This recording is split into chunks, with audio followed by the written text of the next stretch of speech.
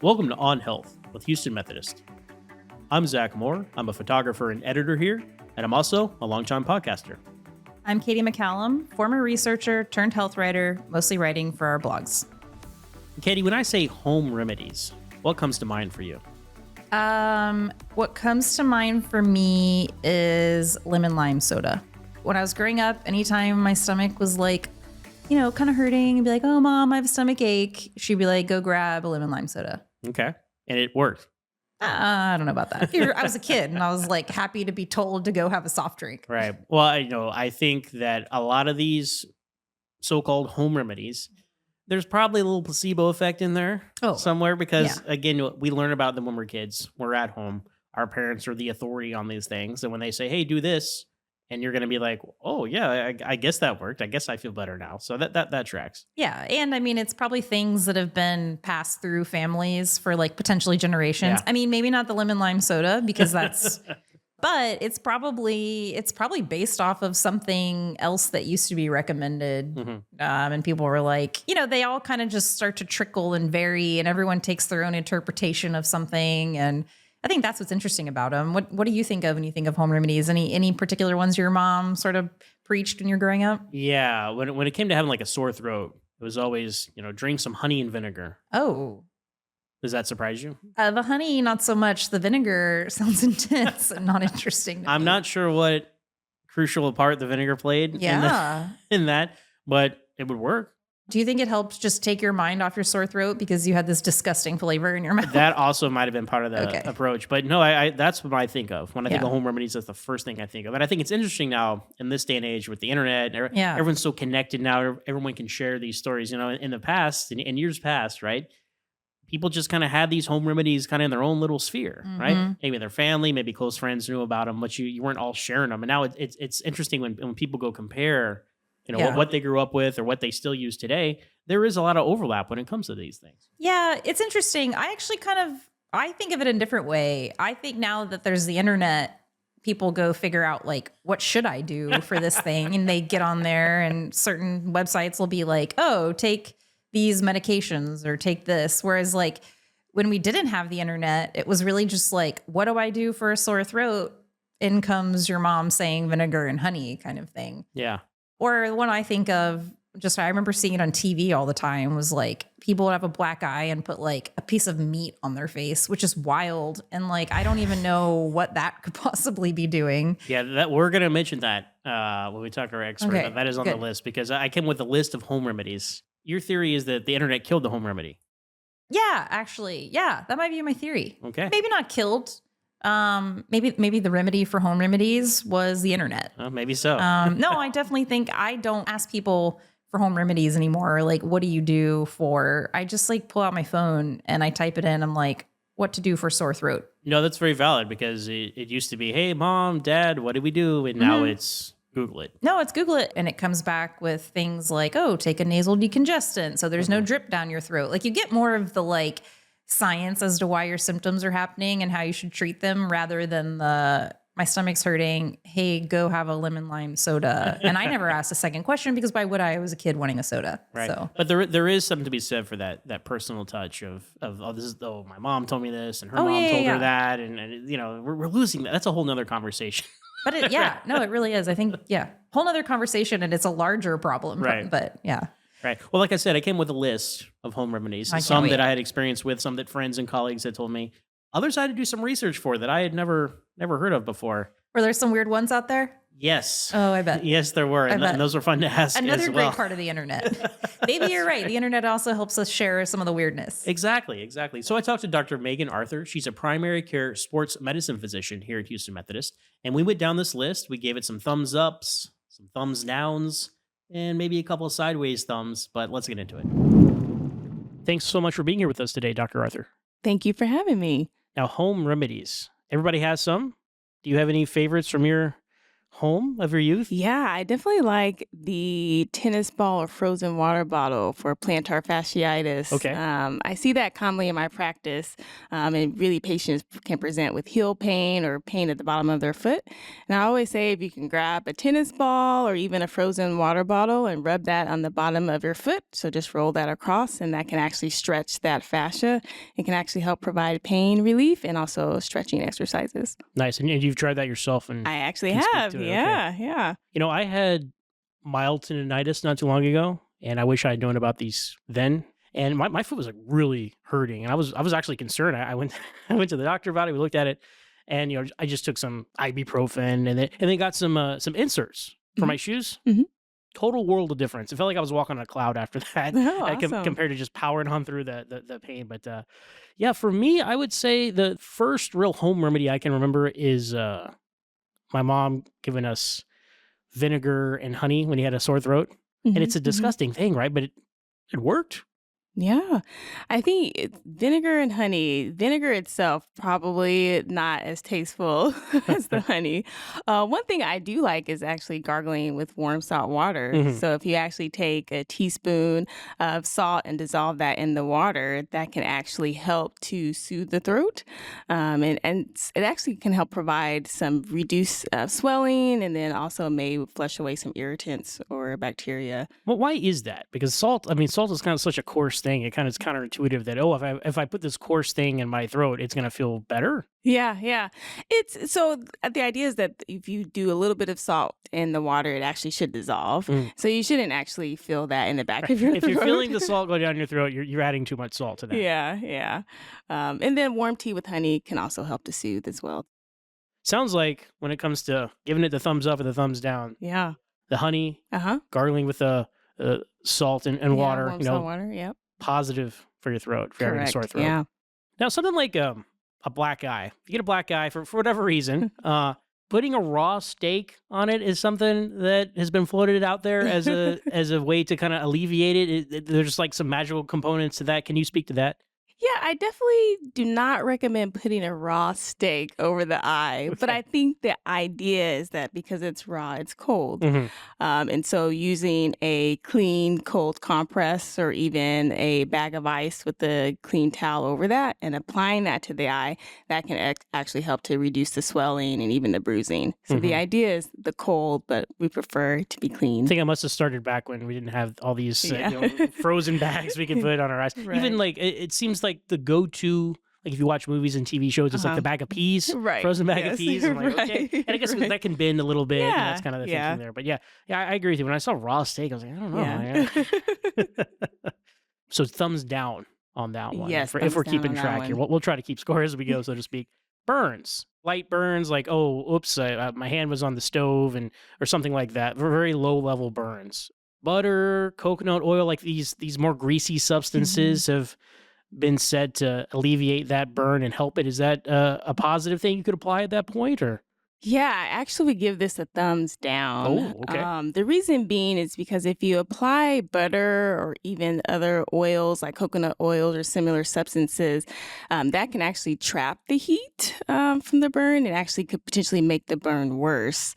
So I typically recommend just running cool water over the area for a couple minutes. Okay. And then if you want to apply something topical, then you can apply some aloe vera or a topical bacitracin ointment to the burn. I don't think I've ever tried the butter thing. I guess I can understand it just in the moment. If you're in the kitchen and you burn your hand, what do I got here? Right? You're just grabbing the closest thing you might think help. Right. But that's interesting that it keeps the heat in there. So it's really counter. Yeah. In fact, makes it worse. Correct. Than when you're trying to fix. So that's good to know. So thumbs down on that one. Now we're just going all over the body here. I have no real order from top to bottom, but gout. Coffee can alleviate gout? That's a great question. So coffee itself can't alleviate gout, so definitely a thumbs down for that. Okay. But when people think about maybe reducing the risk of a gout attack, some studies have said that potentially maybe coffee could help reduce a gout attack, but the studies are limited and it varies. So it actually may not be helpful or it may be helpful potentially, but definitely not to help alleviate gout. Okay. If you are experiencing those symptoms, you want to seek medical treatment for that. Okay. Just don't go to the the coffee bar and, well, Right. got to keep drinking till this goes away. Not the answer for gout. Okay, good to know. Warts. I haven't had any warts. I'm fortunate enough not to have that skin condition, but I've heard that duct tape might be a good treatment. Yeah, so duct tape commonly used, people think that it may help to basically destroy the wart. Actually, the studies are limited on the evidence of that. There's no true evidence that it actually works. The idea behind it, if you use the silver duct tape, is that it can irritate the skin and help to slowly destroy the wart. But actually, if you use salicylic acid instead, that there actually has been proven to be helpful for that. It causes a similar irritation and destruction of the wart over time. So maybe trying them both together. So that's maybe like a thumb in the middle. Yeah, thumb in the middle. Okay. Yeah, again, that's one of those things where I think people are just trying to find, well, I mean, a true home remedy. You're trying to find what you have access to and alleviate what you have going on. So, I mean, I wouldn't think to put duct tape on a skin condition like that, but hey, no, that's good to know that there is some logic and science to it. Yeah. To that point, pimples, right? Now, I had acne when I was younger, and heard a trick was to put toothpaste on your pimples before you go to sleep. And I could never really tell if that worked or not, but I would do it anyway just to try and get some help. So Yeah, I'm not sure that is as helpful. Okay. Yeah. I think there's some like, oh, well, the ingredients is going to dry up your skin. Yeah, the drying effect. I don't know where that got started, but yeah. Anyway, thumbs down on the toothpaste on your pimples. Good to know. Now, lice, head lice specifically. For that vinegar, if you like douse your head in vinegar, it can suffocate and kill off the lice. Yeah, it doesn't necessarily suffocate or kill off the lice. Okay. There have been some studies that show that if you have like 50% of vinegar and water, rinse your hair with that after shampooing, then it could actually get rid of the nits. Those are actually the empty cases or egg cases that actually stick to the hair. So you can help to get rid of those, but it wouldn't actually kill the lice. Okay. So it's not going to hurt you, but it's not going to solve the problem either. Right. So maybe put that thumb in the middle on that one. But nausea. Now, specifically talking about like morning sickness during pregnancy or motion sickness. Can ginger help with that? Ginger can help. Ginger can actually increase like the gut motility, and so it actually can help sort of stimulate how fast food and stuff moves through the GI tract. So it actually can help with nausea as well. So that's a common thing that we say an over-the-counter use for nausea and pregnancy. What about ginger ale? Ginger ale can be helpful. Just the soothing aspect of that too. But yeah, because I know that's something that my mom used to have me drink if I had an upset stomach. So logic, score one for mom there. Thumbs up. What about lemon for nausea? Lemon, so the scent of it, it also can help stimulate the production of saliva, so decreasing the dry mouth, and so that may actually help with nausea too. Okay. So how about nosebleeds? Everybody says tilt your head back. That'll help. Does it? Yeah, we don't recommend tilting your head back. Okay. The reason being is because the blood can actually flow down the back of your throat, and we don't want that to obstruct your airway. Okay. So instead, we recommend squeezing the nostrils. So if you can apply firm pressure to the nostrils below that bone and actually tilt your head slightly forward, that's the better way to help stop the bleeding. I feel like, again, multimedia does us wrong because I feel like in every TV show or movie I've seen someone get a nosebleed, everyone's like, they got their head back. And I think we just pick up on those things, not even realizing it. And if you happen to have something, you just go back to whatever you saw happen and then you're doing that. Well, that's good to know, guys. So don't put your head back. That can make it much worse. Do what you said. Right. Great. So thumbs down, hard thumbs down on the tilting your head back.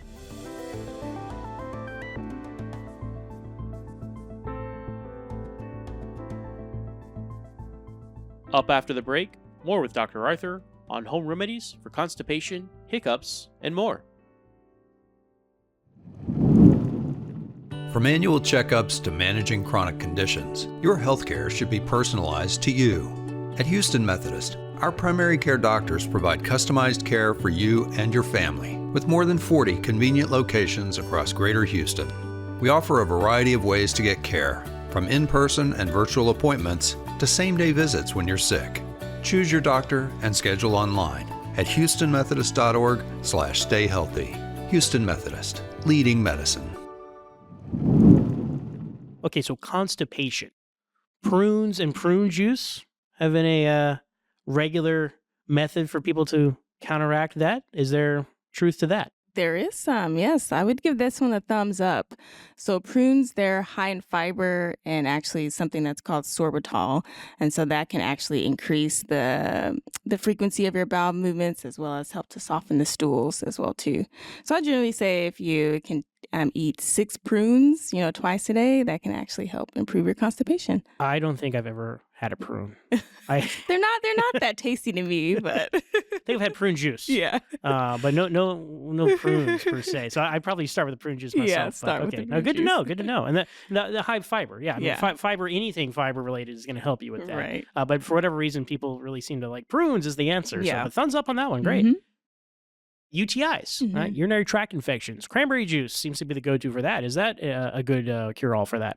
I don't recommend cranberry juice for treatment of an acute UTI. Maybe I used the wrong word there, but yeah, I would say that if you're thinking about potentially preventing a recurrence of a UTI or those symptoms, then the studies are mixed. So it may be helpful or it may not be helpful. So I would say thumbs in the middle. Okay. But definitely not to treat an infection. Yeah, so definitely seek the proper medical attention if you have a UTI. Just don't say, I'm just going to drink my cranberry juice and it'll go away. Okay, good to know. Good to know.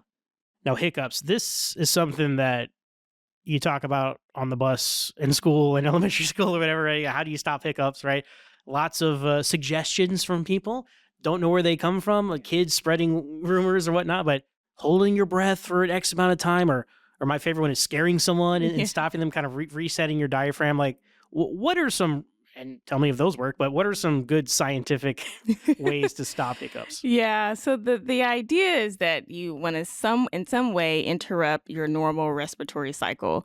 And so the common ones we think about, like holding your breath, breathing into a paper bag, sometimes getting scared, like if you gasp, or even eating sugar sometimes. That just can sort of get your mind off of it and interrupt that respiratory cycle. So there's really no best way to do that, but if you do try those, they may help you. I say eating sugar. Yeah. I mean, you mean like sugar, not like eating candy with sugar in it. But, yeah. Okay. Sugar cubes and potentially. Gotcha. Yeah. Okay, cool.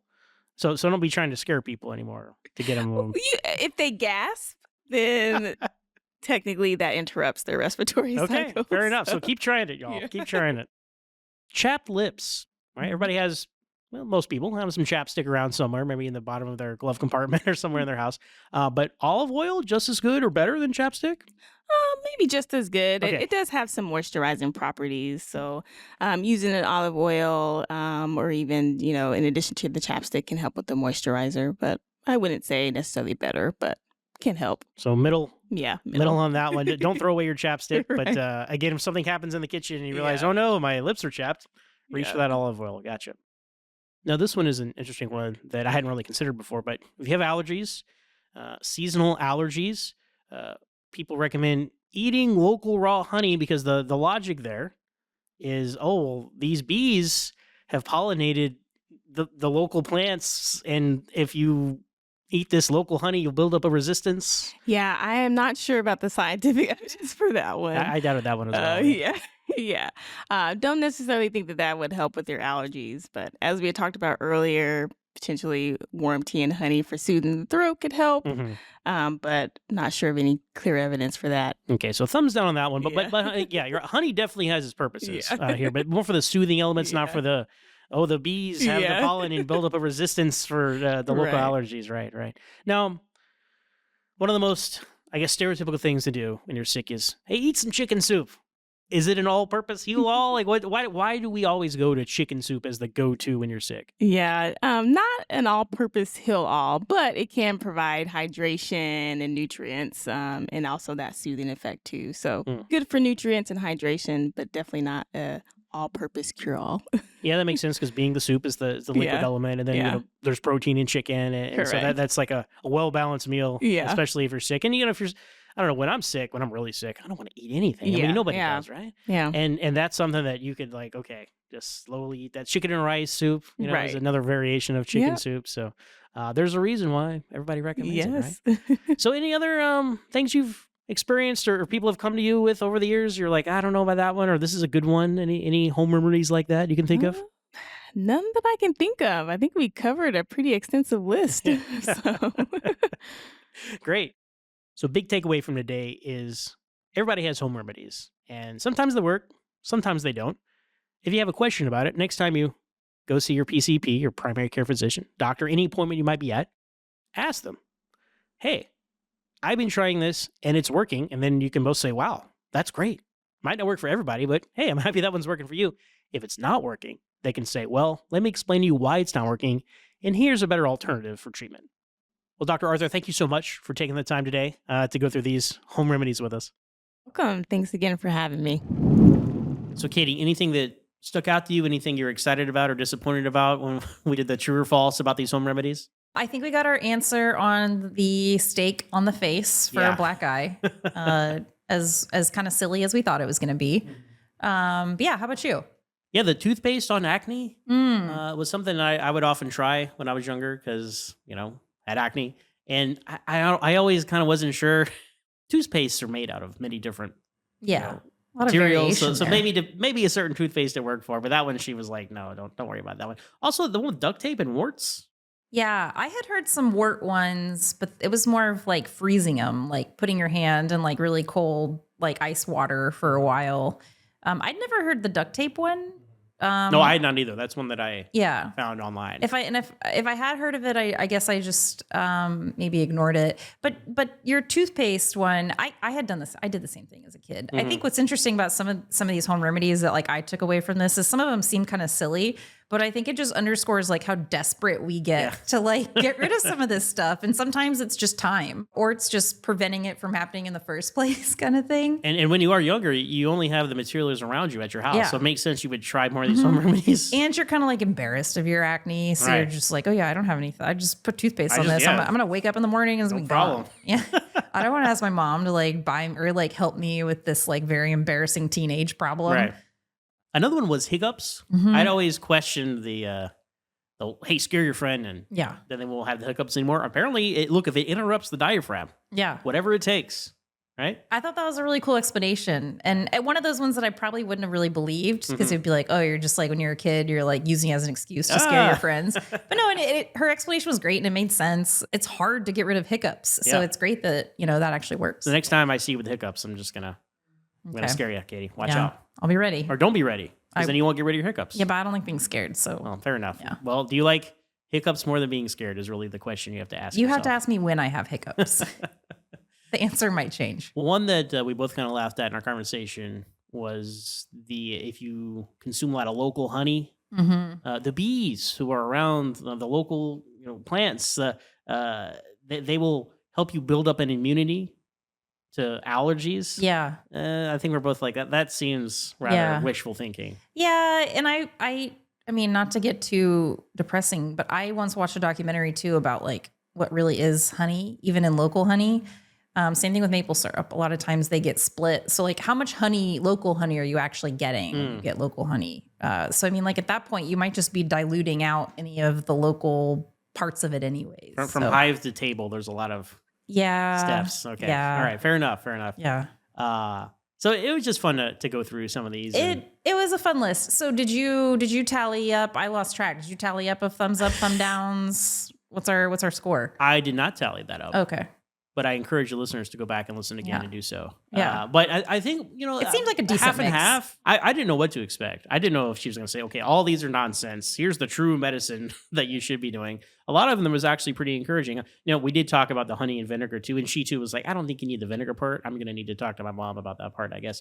But there was honey. I mean, I know we're kind of saying, hey, the local honey thing's not going to keep you from getting allergies, but honey does have a lot of good attributes to it that can help you with what we're talking about. Yeah. And I think that kind of makes sense too. I liked her explanation. I think what I enjoyed about this is getting the explanations for some of these, whether how they do and don't work. Because it's parts of it that you don't really think about till you're actually like stirring a bunch of honey and vinegar together where you're like, I know which one of these tastes good and which one tastes bad. So if I could get rid of the one that tastes bad and this home remedy still works, like that's a thumbs up for me. Exactly. So, all right. Well, that's going to do it for this episode of On Health with Houston Methodist. We drop episodes Tuesday mornings. So be sure to share, like, and subscribe wherever you get your podcasts. And until next time, stay tuned and stay healthy.